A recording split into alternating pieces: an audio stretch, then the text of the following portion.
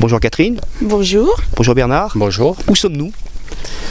Alors on est à Sigottier, dans les Hautes-Alpes, tout près de Serres. Et la ferme est installée à 1000 mètres d'altitude. L'histoire un peu de ce site, là, de ce bel endroit, vous êtes arrivé là depuis longtemps ? C'est Bernard qui est arrivé en premier il y a 30 ans. Il est arrivé ici, il n'y avait plus d'habitants depuis une vingtaine d'années, donc pas d'eau, pas d'électricité. Et l'accès pour venir jusqu'ici, c'était une piste en terre.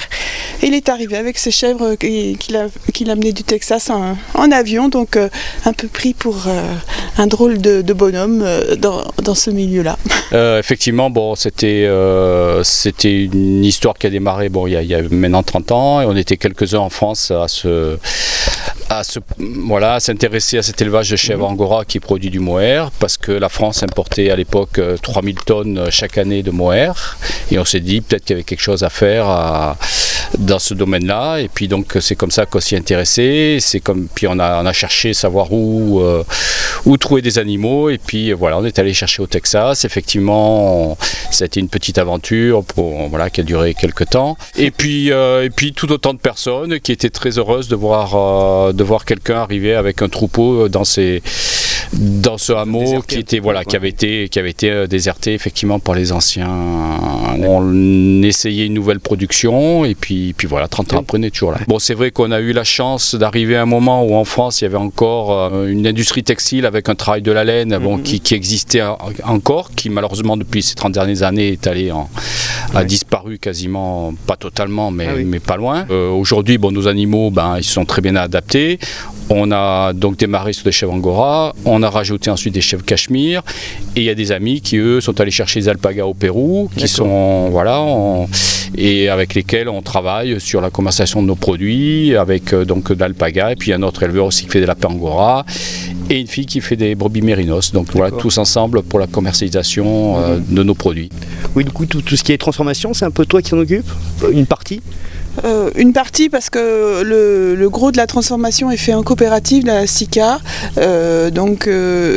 tous autour d'un label, le Mohair des fermes de France. D'accord. Donc on travaille tous ensemble, ce qui est intéressant pour le volume qu'on a tous ensemble à travailler. Parce que si on arrivait en filature juste avec notre propre production, ça suffirait pas à faire une jolie gamme. On est maintenant 150 en France à travailler autour du mohair. Et je vois que les nouveaux qui s'installent sont très contents de rencontrer les anciens aussi, en se disant eux ça fonctionne depuis 30 ans, nous il n'y a pas de raison, et puis profiter de l'expérience, parce que c'est vrai qu'il y a 30 ans il n'y avait rien de fait, ne serait-ce que la tonte d'une chèvre Angora on ne savait pas faire.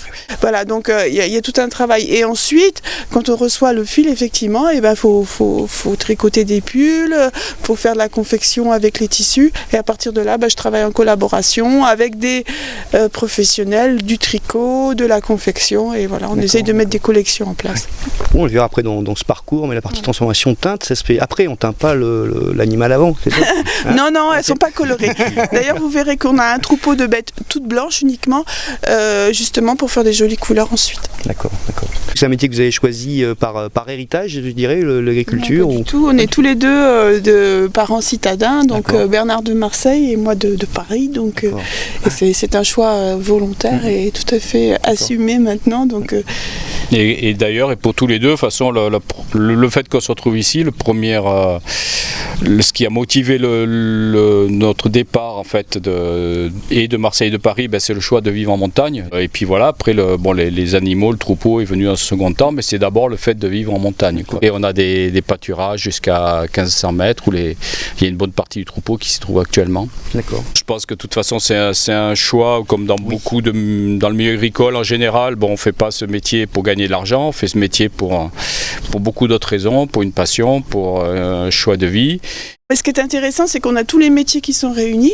On assiste autant à la naissance d'un chevreau que je vais aller vendre une pelote sur un marché, que je vais m'occuper d'un modèle de tricot.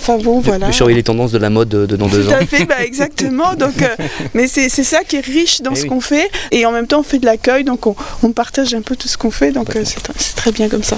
Du coup, cet itinéraire, vous l'avez conçu comment, le parcours de l'itinéraire paysan ? Il y a une logique, oui, j'imagine ? C'est un peu naturel finalement, puisqu'on part des animaux. On présente un peu notre élevage, c'est-à-dire déjà nos 2 races de chèvres, Angora et Cachemire. Et puis je me suis dit que c'était bien aussi de présenter d'autres races d'animaux qui ne sont pas forcément connues, mais qui produisent aussi de la laine. Donc il y a l'alpaga, il y a le lapin Angora, on a une brebis au milieu de nos chèvres aussi. Et puis un peu particulière, vous verrez sur sa race. Et puis on va plus loin puisque je projette ensuite un film sur la transformation. Donc une fois qu'on a tondu nos chèvres, qu'est-ce qui se passe pour aller jusqu'à la pelote, et on termine avec les produits finis. Accueillir du public, pour vous, c'est aussi important qu'il y ait des gens qui viennent voir ce qui se passe. Voilà, ils viennent partager un peu notre passion. Ouais. Bien, merci grandement à vous et bon parcours. Merci.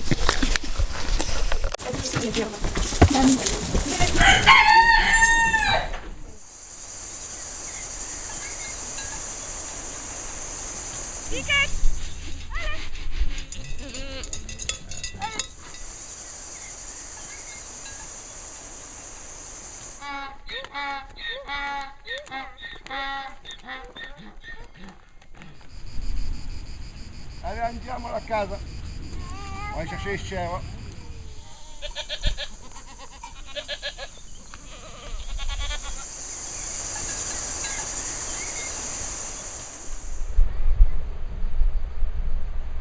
Bisama.